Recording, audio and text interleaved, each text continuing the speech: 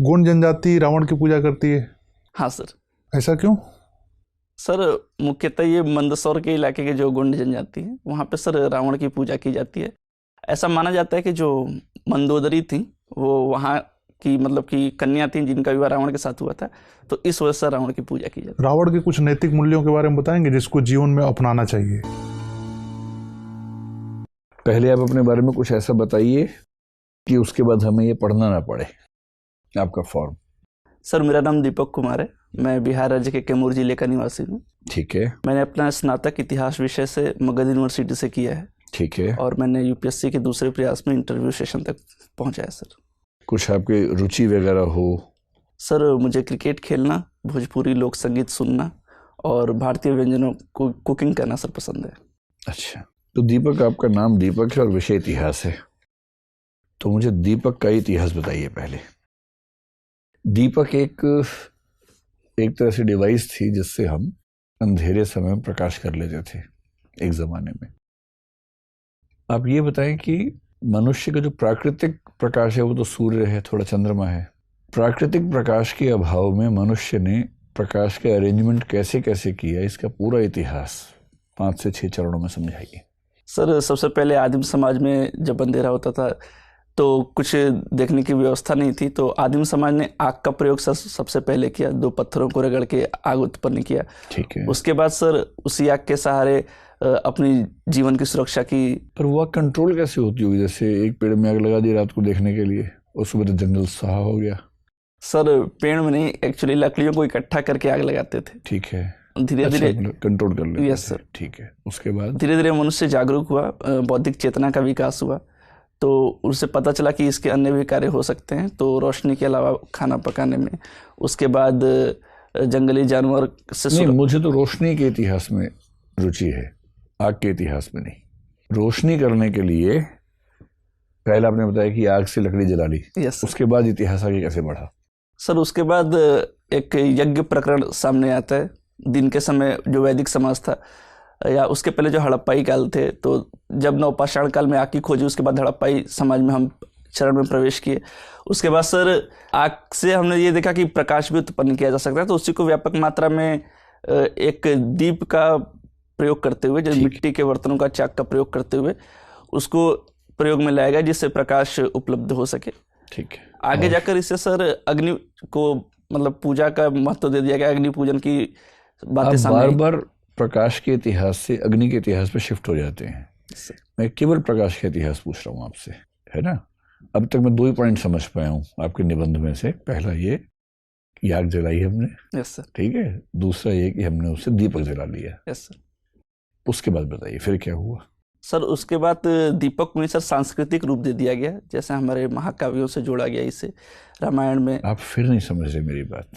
आप जिस परीक्षा के लिए आ रहे हैं, जिस पद के लिए आ रहे हैं, उस पद की अपेक्षा ये भी होती है कि आपसे जो पूछा जाए आप केवल वही जवाब दें। ठीक है। मैंने आपसे सिर्फ इतना पूछा है कि अंधेरे के समय प्रकाश की जरूरत से निपटने के लिए मनुष्य ने इतिहास में क्या क्या उद्यम किए। अभी तक आपने बताया कि उसने पहले पत्थर से आग जलाई। Yes sir. और दूसरा आग से दीपक जला लिया। Yes sir. उसके बाद क्या बताइए? सर उसके बाद यही प्रक्रिया निरंतर बढ़ती चली गई सर। बस एलईडी का लैंप आ गया, बल्ब आ गए। पहले बल्ब का आविष्कार एडिसन ने किया। Yes sir. ये सब कुछ भी नहीं हुआ सर। मशालें बनी, वो सब नहीं हुआ इसमें? सर मुझे लगा आपने केवल दिए के उपलक्ष्य में पूछा है। नहीं, मैंने तो कहा कि मनुष्य के सभ्यता का इतिहास पूछा, प्रकाश का इतिहास पूछा। ऐसा चलिए, कोई बात नहीं। अब आप ये बताएं कि आप गोंड जनजाति से आते हैं, है ना? गोंड जनजाति का मुख्य इलाका तो मैंने सुना कि मध्य प्रदेश है, थोड़ा सा इलाका बिहार भी है। गोटुल क्या होता है? सर गोटुल एक मुख्यतः आवास होता है सर गोंड जनजाति में, जहाँ पे एक अविवाहित जोड़े को सर रखा जाता है। क्यों रखा जाता है? ताकि एक समझ विकसित कर सके और अपने जीवन साथी का चयन कर सके। मतलब एक ही जोड़े को रखते हैं या कई बच्चे वहां पर रहते हैं? एक कमरे में एक जोड़े को रखते हैं सर, ऐसे कई कमरे होते हैं। क्या ये कह सकते हैं कि वो को लिविंग का एक ट्रेडिशनल फॉर्मेट है, जो हमारे देश की ट्राइब्स में को लिविंग से बड़ी चीजें, जिसको आप डेटिंग से भी आगे बढ़ा के कोर्टशिप कह सकते हैं, वो व्यवस्था है? जी सर, एक दूसरे को समझने के लिए ऐसी व्यवस्था जनजातियों में की गई है। नहीं, वो केवल समझने का मसला है या उसमें फिजिकल रिलेशंस भी शामिल हैं? सर जहाँ तक मेरी जानकारी है, समझने का ही मामला है सर। अच्छा, मुझे ये बताइए कि ट्राइबल्स को सभ्य समाज से क्या सीखना चाहिए? ये तो दुनिया जानती है। सभ्य समाज को ट्राइबल्स से क्या सीखना चाहिए? ऐसे 5 बातें बताइए। सर सबसे पहले तो सर प्रकृति पूजा सीखनी चाहिए, जो वनस्पतियों की पूजा करते हैं। दूसरी सर अपनी संस्कृति की जो विविधता है उसके बारे में सीखना चाहिए। तीसरा सर सबसे बड़ी बात आमतौर पर भारत के सभी ट्राइब्स में देखी जाती है, एक जो लैंगिक समानता का पक्ष है, बहुत बढ़िया, वो सीखना चाहिए। ठीक है। और सर चौथा ये है कि जो पारंपरिक आयुर्वेद जैसी जो चीज़ें हैं उसे सीखना चाहिए सर। और tribal medicine? Yes sir, tribal medicine, ठीक है। और सर पांचवा ये सीखना चाहिए कि हम कितने भी आधुनिक क्यों न हो जाए, अपनी जो जमीन और संस्कृति है उससे हमेशा जुड़े रहना चाहिए। बहुत बढ़िया सर। दीपक, आप तो एक युवा प्रशासनिक अधिकारी बनने जा रहे हैं, अपने आसपास घटित चीज़ों को आप देख रहे हैं। अगर आपने हाल में देखा हो तो सरकार ने कई बहुत जो सख्त फैसले हैं उन्हें बहुत ही सहज तरीके से, अचानक तरीके से ले लिया। 370 आपके सामने है ही। हमने देखा कि कैसे राज्य नए बनाए गए। कल्पना कीजिए कि एक राज्य पुनर्गठन आयोग बनाया जाता है और आप उसके अध्यक्ष हैं।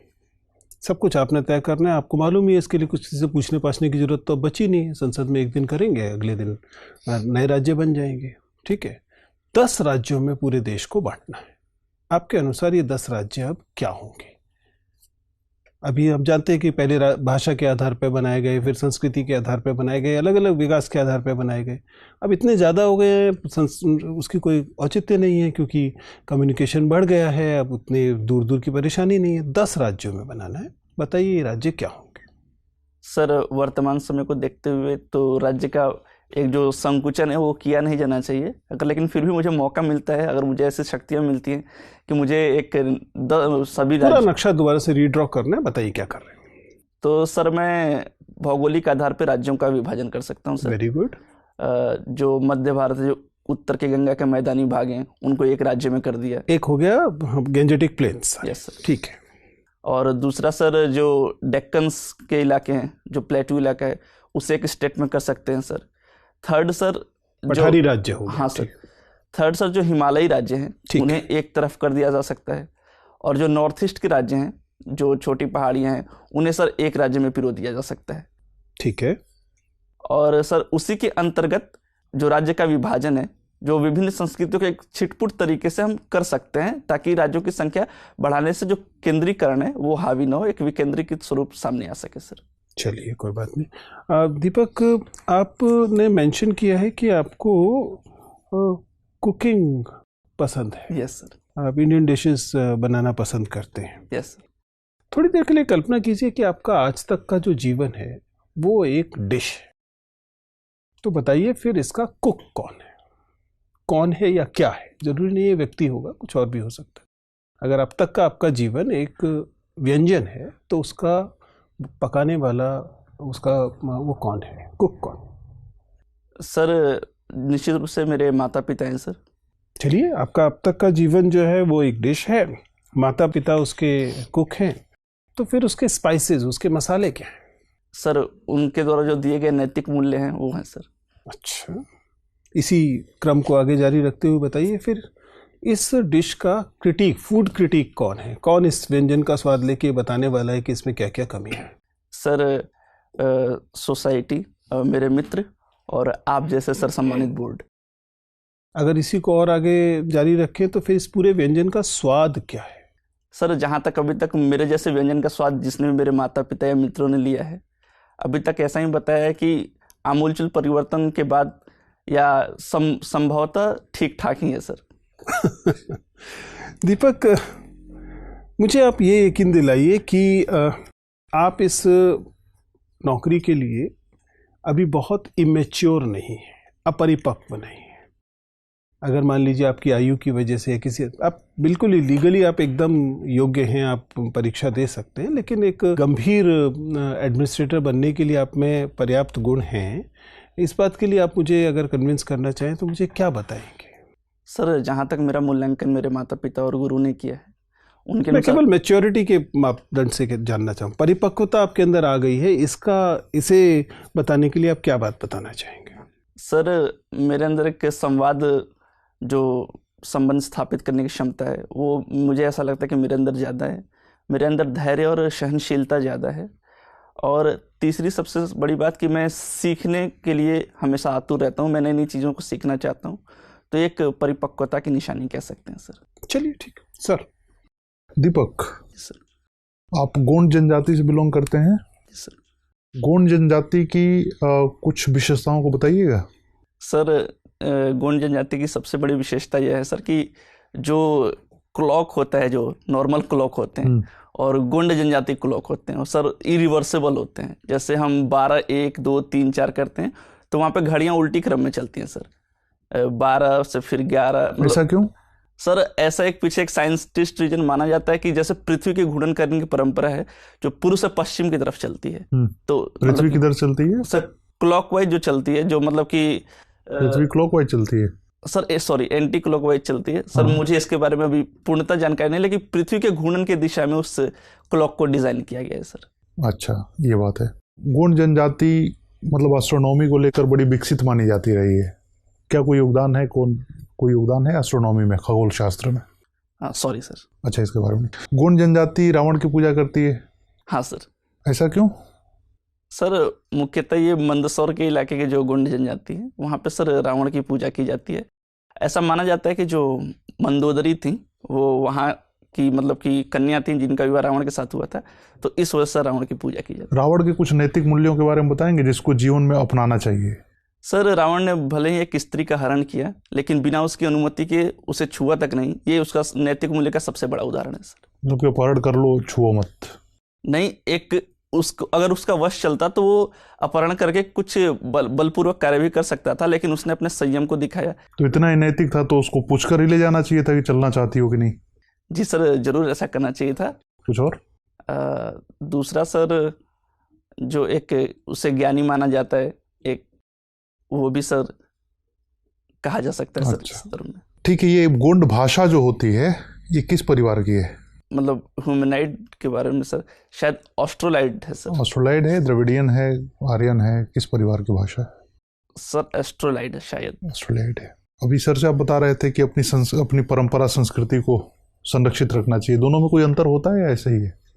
संस्कृति और परंपरा में कोई अंतर है? सर, जो संस्कृति होती है, परंपराओं का ही एक अग्रिम रूप बोल सकते हैं उसे, जो लंबे समय तक चली आती है, उसे ही संस्कृति का नाम दे दिया जा सकता है। उदाहरण? परंपरा और संस्कृति को अलग अलग करने वाले कुछ उदाहरण बता सकते हैं? Sorry sir. अच्छा, केवल सैद्धांतिक रूप से ये। आप बिहार के जिस जिले से हैं ये उत्तर प्रदेश के किस जिले से लगता है? सर चंदौली से सर। चंदौली से लगता है। इसको अलग कैसे किया जाता है? वहाँ पे एक नदी है कर्मनाशा, तो वहीं विभाजन करती है। कहाँ से निकलती है? सर कैमूर पहाड़ी से सर।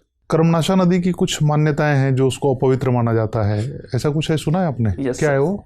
सर, उसे ऐसा माना जाता है कि जब उसका फ्लो हो रहा था तो उसके रास्ते में जो भी गांव थे, जो भी बस्तियां थी, उसे उजाड़ते हुए उसने अपना मार्ग बनाया है, तो उसे अपवित्र माना जाता है सर। तो चलिए, ये तो एक मतलब मान्यता हो गई जो वैज्ञानिक होगी नहीं।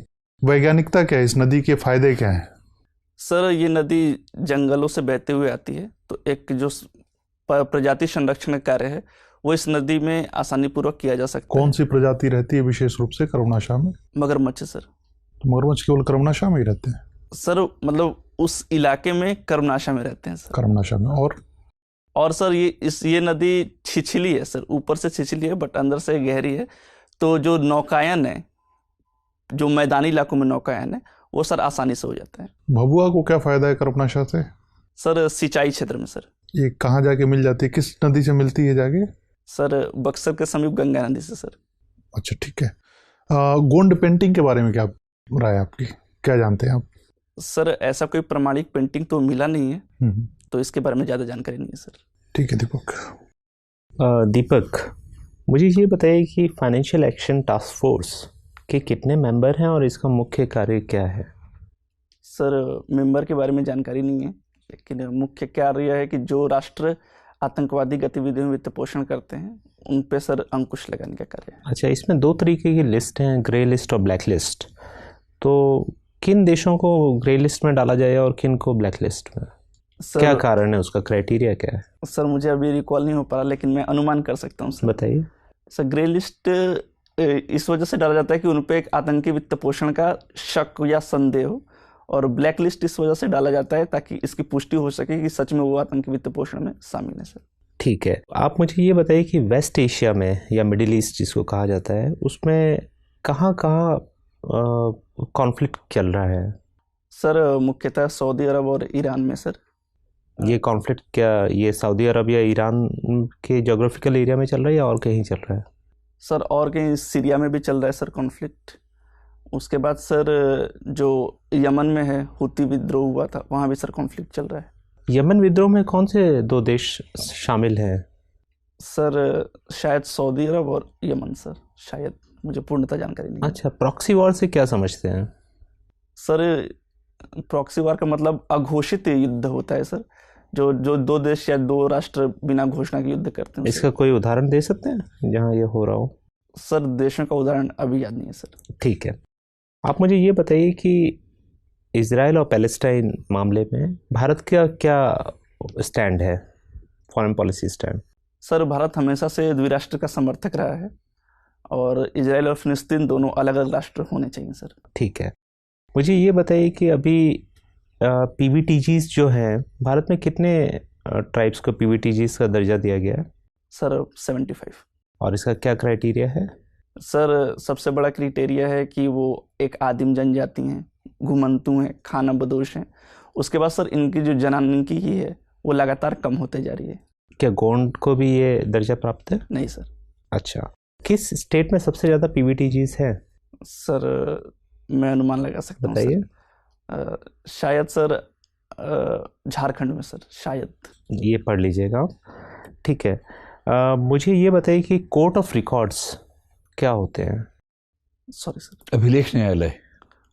अभिलेख न्यायालय सर, न्याय उच्चतम न्यायालय या उच्च न्यायालय के किसी भी जो फैसले होते हैं उनको सर उससे निचली अदालत एक मतलब अभिलेख के रूप में प्रस्तुत करती है कि उच्चतम न्यायालय या किसी न्यायालय ने ऐसा फैसला दिया सर। ठीक है, आपको क्रिकेट खेलना पसंद है? जी सर। मुझे ये बताइए कि बैटिंग क्या क्रिकेट में लीगलाइज कर देने से ये जो मैच फिक्सिंग वाली हम समस्या देखते हैं, इस पे अंकुश लगेगा या और बढ़ जाएगी? सर जहाँ तक मेरा मत है, मेरा व्यक्तिगत मत यह है कि जहाँ तक आपराधिक उद्दीपन से जुड़ाव ना हो तो क्रिकेट में सर बैटिंग को लीगलाइज कर देना चाहिए। इससे आपको नहीं लगता कि मतलब और ज़्यादा ये मैच फिक्सिंग वाले केसेस बढ़ जाएंगे? सर अगर बैटिंग को हम लीगलाइज करते हैं तो आपका भी ये कहना सही है, लेकिन ये भी तो हो सकता है सर कि अगर उसे लीगलाइज कर दें तो वैध तरीके से लोग ज़्यादा बैटिंग करें तो वो फिक्सिंग की घटना कम भी हो सकती है सर। अच्छा, इंडियन विमेन क्रिकेट टीम की कैप्टन कौन है?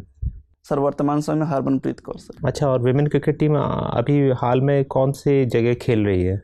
सर T20 वर्ल्ड कप खेल रही है, और न्यूजीलैंड में या ऑस्ट्रेलिया में शायद कॉन्फ्लिक्ट है सर। ठीक है, ये सेना कंट्रीज किनको कहते हैं? क्रिकेट के संदर्भ में है सेना, SENA। Sorry sir. दीपक, आप अभी ग्रे लिस्ट की बात कर रहे थे, मुझे बताइए कि अभी हाल ही में स्वच्छ भारत मिशन में एक चीज़ हम एक टर्म यूज़ कर रहे हैं, ग्रे वोटर का यूज़। ग्रे वोटर क्या होता है? सॉरी सर, इसके बारे में जानकारी नहीं है। अच्छा, European green deal. Sorry sir. अच्छा, ग्रेट ग्रीन वॉल राजस्थान के। सर मैं अनुमान लगा सकता हूँ। लगाइए। सर ये शायद शिक्षा से संबंधित है सर, शायद। नहीं, आप पढ़िएगा। Green box subsidy. Sorry sir. Amber box subsidy. Sir ये जो भारत की जो 3 सब्सिडियां हैं उसके अंतर्गत आती है सर। भारत की 3 सब्सिडियां सर WTO के अंतर्गत जो मान्यता प्राप्त है सर उसके अंतर्गत आती है। क्या होता है एम्बर बॉक्स सब्सिडी? इसके बारे में जानकारी नहीं है सर, अभी रिकॉल नहीं कर पा रहा हूँ। अच्छा, मुझे ये बताइए कि कार्बन क्रेडिट क्या होता है? सर जो राष्ट्र अपने कार्बन पूल का जो उपयोग होता है, जो कार्बन कंजप्शन है, उसको अगर तय सीमा से अगर कम करते हैं तो वो अपने शेष बचे हुए कार्बन को या कार्बन पूल को किसी दूसरे राष्ट्र को बेचकर कार्बन क्रेडिट प्राप्त कर सकते। और 21 एग्रीमेंट 21 प्रोटोकॉल के तहत ये कार्बन क्रेडिट किया जाता है? सर शायद Paris call sir. Paris deal या क्योटो प्रोटोकॉल? सर मुझे एग्जैक्ट नहीं पता। Montreal protocol? यस सर, ये ओजोन से संबंधित है ओजोन क्षरण से संबंधित है मॉनिटर प्रोटोकॉल। इसमें एक टर्म यूज होती है पोलर स्ट्रेटोस्फेरिक क्लाउड, PSC, ये क्या होता है? Sorry sir. अच्छा, CFCs के बारे में आप जानते हैं कि CFCs का जो यूज है उसे कर्ब करने का गवर्नमेंट बहुत सारे इनिशिएटिव ले रही है, बता सकते हैं कि CFCs क्या होते हैं? सर ये एक क्लोरोफ्लोरोकार्बन इसको बोला जाता है, जो मुख्यतः ओजोन क्षरण में सहायक गैस होती हैं, उनका एक समूह है सर। ये किस किस जगह हम यूज करते हैं जहाँ पे हमें कर्ब करना है, किन किन प्रोडक्ट्स में? मुख्यतः सर कंडीशनर, एयर कंडीशनर चीज़ों में यूज होता है सर। अच्छा, आप तो उस एरिया से आते हैं जहाँ पे झूम कल्टीवेशन भी होती होगी। Yes sir. मुझे बताइए झूम cultivation versus zero tillage cultivation में क्या होता है?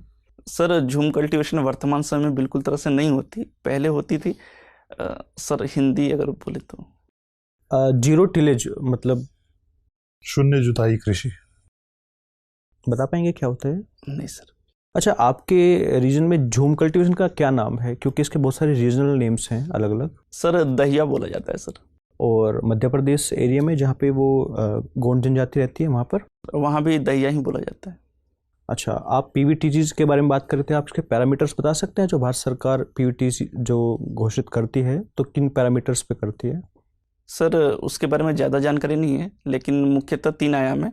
अगर जनजाति आदिम हो, और दूसरी कि उसका जनांकिकी लगातार कम होते जा रहा हो, और तीसरा वो अभी भी समाज की मुख्य धारा से दूर हो। अच्छा, मेरा लास्ट क्वेश्चन है, मुझे बताइए कि अमृत सिटी और एक स्मार्ट सिटी में क्या अंतर है? Sorry sir. दीपक, एक वाक्य मैंने कहीं पढ़ा था एक बार कि हम क्रिकेट नहीं खेलते, क्रिकेट हमें खेलता है। क्या सेंस हो सकती है इस वाक्य की? सर जहाँ तक मैं अनुमान कर रहा हूँ तो ये एक टीम भावना से परिचालित चीज़ें हो सकती हैं सर। मैं फिर से वाक्य बोलता हूँ, हम क्रिकेट नहीं खेलते, मैं थोड़ा चेंज कर रहा हूँ वाक्य को, हम क्रिकेट नहीं खेलते, क्रिकेट हमसे खेलता है। सर ये जो भारत में मौजूदा, अगर भारतीय परिदृश्य में देखें तो भारत की बात कर रहे हैं, क्रिकेट एक सर जुनून हो चुका है भारत के अंदर का, तो ये मुख्यतः उससे लिंक हो सकता है सर। तो क्रिकेट हमसे कैसे खेलता है, क्या नुकसान पहुंचाता है हमें? सर नुकसान तो फिक्सिंग हो गया, बेटिंग हो गया, डोपिंग हो गया, इसके अंतर्गत आ सकता है सर। इससे हमें क्या नुकसान है? तो प्लेयर्स को नुकसान है इससे। तो क्रिकेट से हमारे देश को क्या नुकसान है?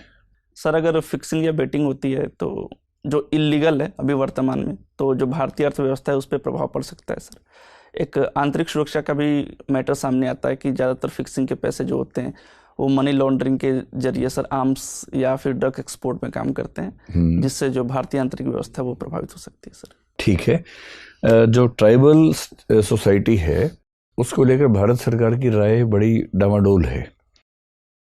एक अप्रोच ये थी कि हम ट्राइबल्स को जैसे हैं वैसा छोड़ दें एकदम, एक थी कि उनको भारतीय समाज का हिस्सा ही बना दे, और एक थी कि थोड़ा सा डिस्टेंस मेंटेन करें किंतु बहुत ज़्यादा डिस्टेंस ना रखें।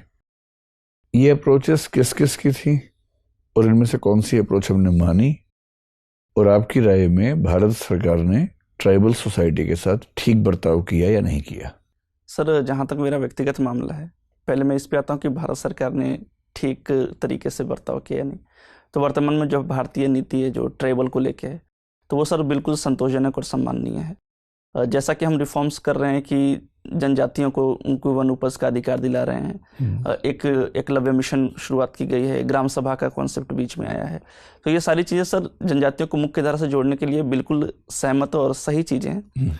और सर जैसे आपने ये कहा कि ये किस किस की अनुशंसा या क्या थी, तो सर इसके बारे में मुझे जानकारी नहीं है। ट्राइबल पंचशील का नाम सुना है आपने? जनजाति पंचशील की नीति? नहीं सर। कोई बात नहीं। भोजपुरी गीत आप सुनते हैं? इस समय कौन से सबसे प्रसिद्ध सिंगर्स हैं भोजपुरी में, फोक म्यूजिक में? सर फोक म्यूजिक में मृदुला सिन्हा है सर, मैथिली ठाकुर है और शारदा सिन्हा जी हैं सर।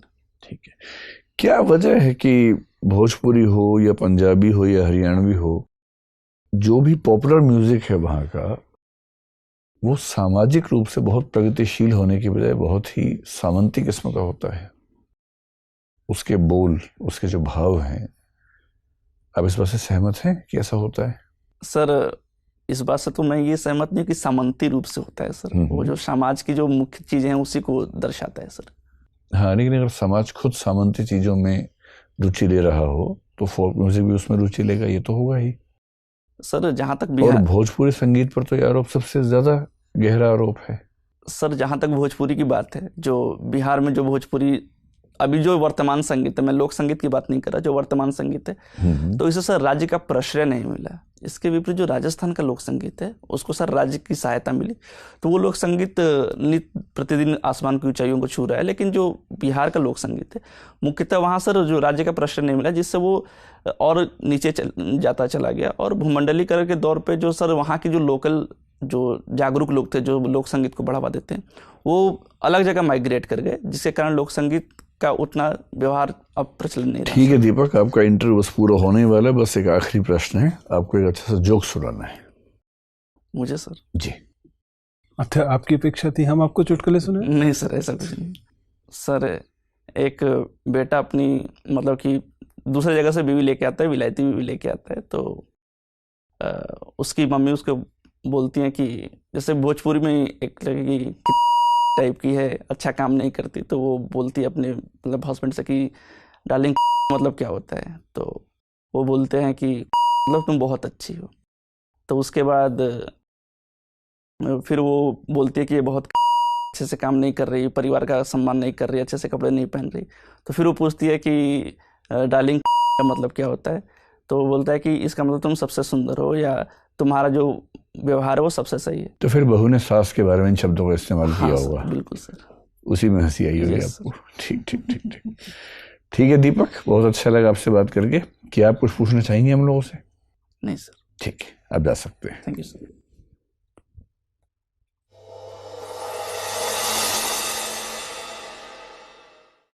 आइए, कैसा लगा आपको इंटरव्यू देके? सर एवरेज रहा सर। एवरेज रहा? यस। अब जैसे एवरेज रहा, ये खुशी की बात तो है नहीं, दुख की बात है, लेकिन आप इस पर मुस्कुरा रहे हैं। क्यों मुस्कुरा रहे हैं इस पर आप? सर अच्छा लग रहा है सर ऐसे इंटरव्यू देखे, बट रिजल्ट शायद एवरेज रहा। आपको क्या किसी ने सलाह दी है कि मुस्कुराना है बहुत ज्यादा इंटरव्यू में? नहीं सर, ये प्रकृति है सर मेरी। थोड़ा सा नियंत्रण कीजिए। देखो, आपकी एंट्री बहुत अच्छी है, आपकी ड्रेस बहुत ही शानदार है, बहुत सुंदर आप दिख रहे हैं, कहीं कोई समस्या नहीं है। हो सके तो सॉक्स चेंज कर लीजिएगा, ब्लैक पहन लीजिएगा। देखो दीपक, आप ना जिन प्रश्नों के उत्तर आपको आते हैं, फैक्चुअल वाले प्रश्न, उसमें तो आप बहुत बढ़िया जवाब देते हैं। जहां नहीं आते हैं वहां आप सॉरी बोल रहे हैं। सॉरी आपका मुझे ऐसा लग रहा है कि ठीक है, बस थोड़ा सा गति कम कर दीजिए। प्रश्न सुनते खटाक से सॉरी बोलते हैं, लगता है कि आप सॉरी ही तैयार करके आए थे कि बोल के दिखा दूंगा सॉरी, ऐसा ना लगे। बस है ना, थोड़ा सा गैप लेके ये लगे कि आप कोशिश कर रहे हैं याद करने की, फिर सॉरी बोल रहे हैं।